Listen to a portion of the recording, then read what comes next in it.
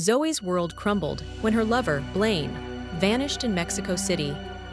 When he finally returns, a fragile hope rekindles. But their reunion is fraught with tension.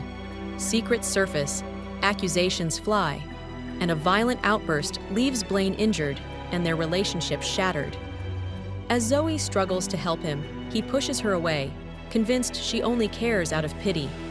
Will Zoe be able to forgive Blaine's anger? Can she convince him to get help? Will their love survive this devastating blow? Or will their past forever haunt them? Zoe, you're finally awake.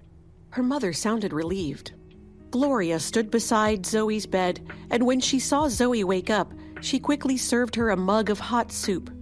Quick, you need to eat and get some energy into you. Listen to your mother. Drink this chicken broth.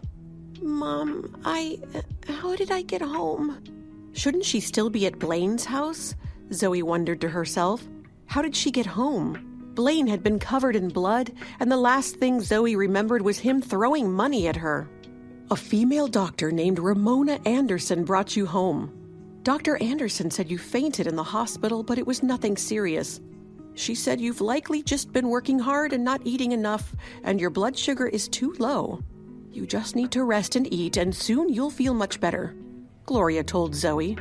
Now come on, listen to Mom. You need to drink this mug of soup. You haven't eaten anything all day. Mom, wait a minute. I want to call Ramona first, Zoe said, still confused. She hurriedly lifted the blanket and got up. Then she walked into the hall and picked up a landline. She quickly called Ramona. Ramona answered on the second ring. Ramona, it's me, Zoe. Zoe, are you all right? Ramona was concerned about her. Dr. Dexter had asked her to take Zoe home after she fainted. I'm fine. Zoe shook her head and asked, What about him? How are his injuries? Were you able to stop his bleeding? Zoe didn't dare to mention Blaine's name in front of her mother. But Ramona knew that Zoe was talking about Dr. Dexter. Ramona gave a faint sigh and said worriedly, He wouldn't let us touch him. He got so angry but wouldn't let anyone help him. If we don't deal with his back, sooner or later it will become inflamed and infected. But neither Jose nor I can persuade him. I was just thinking of calling to check on you and see if maybe you could try to talk to him if you were awake. Dr. Dexter always listens to you. When Zoe heard what Ramona said, it filled her with fear and trepidation. Her mind was in a daze. Blaine needed help but wasn't letting anyone near him. After what happened earlier, would Zoe still have the ability to convince him of anything? After hanging up, she didn't even have to think about what to do. She knew she'd have to try to convince him. Zoe returned to her room, put on her clothes, and grabbed her purse. Zoe, what are you doing? You just woke up. It's late. Where are you going? You'll make yourself sicker. Gloria chased after her and shouted, Mom, I'm fine. I have something urgent to do. Don't worry. I'll be back soon, Zoe said as she grabbed the soup from her mother's hand. She quickly gulped it all down. Drink slowly. It's still hot. Slow down. Whatever is so urgent, it's not worth risking your health, Gloria shouted anxiously by her side. Zoe had already finished and handed the mug to Gloria. Mom, thank you. I'll be back soon. Zoe rushed out the door to go to Blaine's house.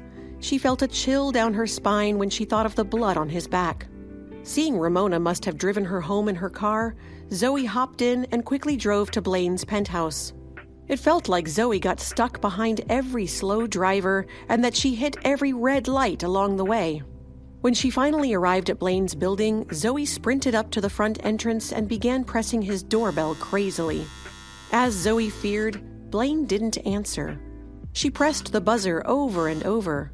She knew Blaine was angry with her, but she didn't care if he yelled at her. She needed to make sure he was okay and got help. Blaine stared at Zoe's anxious face on the video monitor. His chest felt like it was being squeezed by something, making it hard for him to breathe. The faint pain in his chest caused his pupils to constrict. If she didn't love him, why was she here? Why keep giving Blaine mixed signals only to tell him he had misunderstood her intentions towards him again and again? Blaine raised his hand, ready to turn off the monitor, before stopping abruptly. Zoe suddenly held up a small notebook and stuck it in front of the monitor. She held the book in front of her face, revealing only her eyes. Zoe looked at the monitor imploringly, trying not to arouse any sympathy. The notebook contained 2 big words. "I'm sorry." Blaine frowned. His dark eyes narrowed and his face was still as cold as ice. "Sorry? Huh." Blaine sneered. She didn't love him, so why feel sorry for him? He watched on the monitor as Zoe lowered her head again and scribbled something in her notebook. She quickly raised her hand and placed the notebook in front of the monitor. "Let me come in and look at your injuries." Before Blaine could react, Zoe lowered her head and started writing furiously in her notebook again. "I apologize for the nasty words I said to you. Please don't ignore your health because of me." Blaine pushed the talk button. His cold voice came through the microphone and seeped into Zoe's ears. "Zoe, you place too much stock in your importance. I was already stupid enough to walk 2 hours just for a phone call. I've learned my lesson." Blaine sneered at her. "Zoe, you don't hold that much weight in my heart." His words were like a slap in Zoe's face, and she gasped for breath. However, it made her guilty heart feel better. Didn't this mean he'd sought treatment? "Then, your injuries?" Zoe bit her lips and asked him.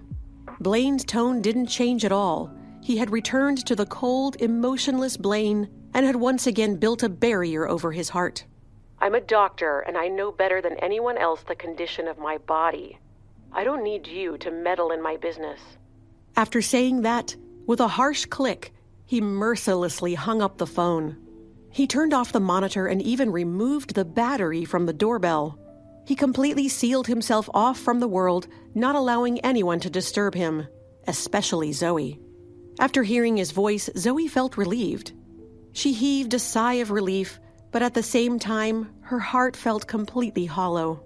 This empty feeling didn't feel good at all.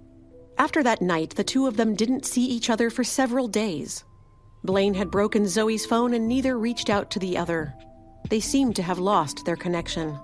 Blaine was at the hospital, walking towards the emergency room with his hands in the pockets of his white coat when he saw Zoe running towards him. "Blaine! Blaine!" Blaine glanced at Zoe indifferently, but he didn't seem to have any intention of stopping. "I'm swamped. I don't have time to talk right now." "No!" Zoe stretched out her hand to stop him. With a panicked expression, she pleaded, "Blaine, please, I'm begging you. You have to help my mom." When Blaine heard this, he suddenly stopped and turned to look at Zoe. His brow deeply creased and he asked, "What happened?" Zoe was relieved when she saw that he was willing to listen to her and hurriedly said, 2 days ago, my mom complained she had a migraine, but it didn't go away. I convinced her to go to our local urgent care last night when she complained of dizziness. They sent her for x-rays and they found..." Zoe paused, her voice cracking. "They found a tumor in her brain. It's malignant. Cancer. And the tumor is operable, but in a difficult position. Will you please examine her?" Zoe was completely agitated and practically in tears as she begged him. "Okay, calm down first," Blaine told her. Blaine took a notebook from his pocket and quickly wrote down a number. Then he tore it off and passed it to Zoe. "Give this number to the nurses stationed in the ER and tell them that I gave it to you. Bring your mother to the ER when the afternoon break comes," Blaine told her calmly. "In addition..." Blaine paused and looked at the worried Zoe before continuing. "Don't worry, this is what I do. If it's operable, it doesn't matter where the tumor is. I can help her." Zoe was touched by Blaine's assurance that he could help her mother. She knew that he was comforting her, although his attitude was not obvious. Zoe clutched the number he had given her for an appointment and said softly, "Thank you, Blaine." Blaine nodded lightly and didn't say anything else. He turned around and prepared to leave. However, he stopped when he felt her small hand touch his arm tentatively. Blaine frowned slightly. He glanced at Zoe out of the corner of her eye, but he didn't turn his head back, nor did he speak. "Your injury on your back, how is it?" Zoe asked, unable to hold her concern in any longer. Blaine shook Zoe's hand off. "Ms. Fuller, whether my injury is better or worse has nothing to do with you." After he finished speaking, Blaine started walking away from her. As Blaine walked, he dialed the hospital's director's number. "Tell the director I need to speak to him about his proposal to charge visitors for coffee."